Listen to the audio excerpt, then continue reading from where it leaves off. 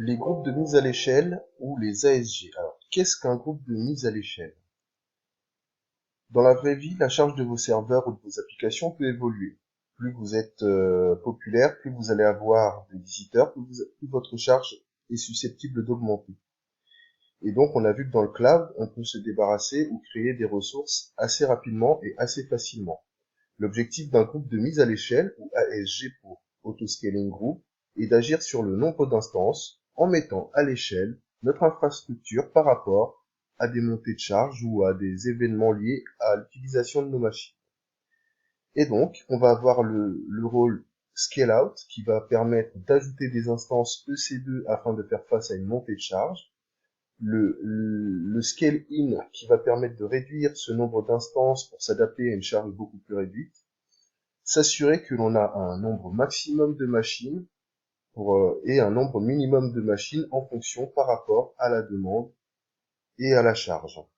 Et une fonction intéressante des groupes de mise à l'échelle, c'est qu'ils permettent d'ajouter automatiquement des instances à un load balancer en cas de montée de charge ou de baisse de charge. On va voir comment cela se schématise.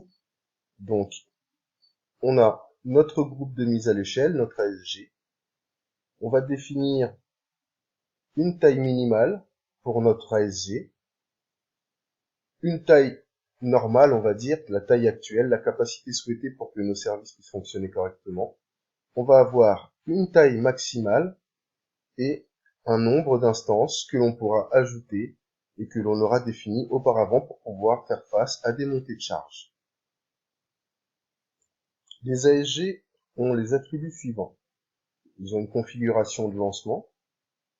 Donc la configuration de lancement, c'est une AMI plus un type d'instance, des données utilisateurs dans EC2 pour installation des applications, un volume EBS ou des volumes EBS, des groupes de sécurité, des paires de clés SSH.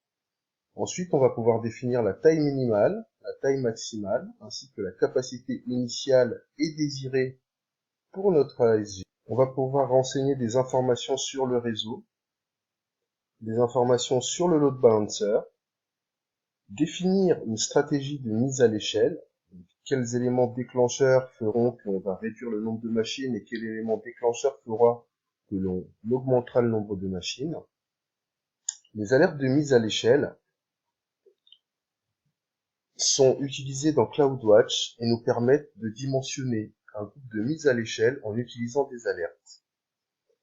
Pour schématiser, on a notre ASG qui est ici avec ses instances et on a une alerte qui va déclencher la création des deux nouvelles instances par rapport à des paramètres que l'on aura définis. Donc, on peut la définir sur une métrique, que ce soit la CPU, la RAM ou le nombre d'utilisateurs qui se connectent. Ces métriques sont calculées pour l'ensemble des instances du groupe de mise à l'échelle. Et sur la base des alertes, on peut définir une politique de réduction du nombre de machines, d'augmentation, ou scale out, ou une politique de restriction, de réduction du nombre d'instances, ou scale in. Les nouvelles règles de la mise à l'échelle. Il est maintenant possible de définir de meilleures règles que celles existantes sur AWS EC2. On peut cibler la moyenne d'utilisation du processeur. On peut utiliser le nombre moyen de requêtes reçues par l'équilibreur de charge pour une instance. On peut définir des règles par rapport à la moyenne du trafic réseau sortant, le trafic réseau entrant.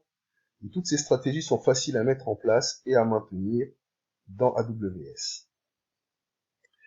La personnalisation des métriques pour la mise à l'échelle. On peut également redimensionner notre infrastructure en fonction d'une métrique. Le CPU, la RAM, le nombre d'utilisateurs, comme je l'ai déjà dit. On peut envoyer des métriques personnalisées depuis l'application dans notre instance EC2 vers CloudWatch avec l'API PutMetric.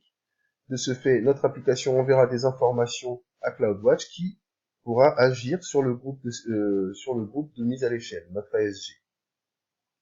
On peut créer des alertes CloudWatch pour réagir avec des valeurs basses ou élevées, des maximums, des pics d'activité ou des creux d'activité.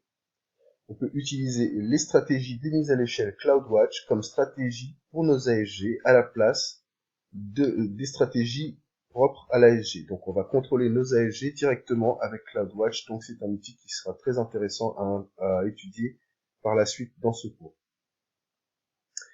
Maintenant, revenons sur l'ensemble des notions qu'on a vues dans cette leçon.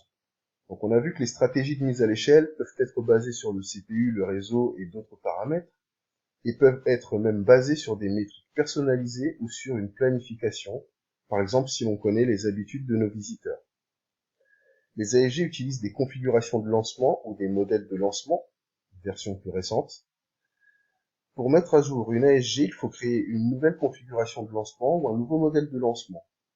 Les rôles IAM attachés aux ASG seront affectés aux instances EC2, donc les règles que l'on applique à nos utilisateurs seront appliquées au groupe de sécurité de nos instances. Et les ASG sont gratuites, on ne paie que pour les ressources en aval, donc les instances et la consommation, selon le type d'instance que l'on utilise dans notre infrastructure. Avoir des instances dans une ASG, c'est avoir la garantie que si elles sont en défaillance, elles seront automatiquement recréées par l'ASG. L'ASG peut donc arrêter des instances si le load balancer le lui indique, et donc les remplacer à la volée. Nous allons voir dans le prochain laboratoire comment on met en place un ASG et comment définir des règles.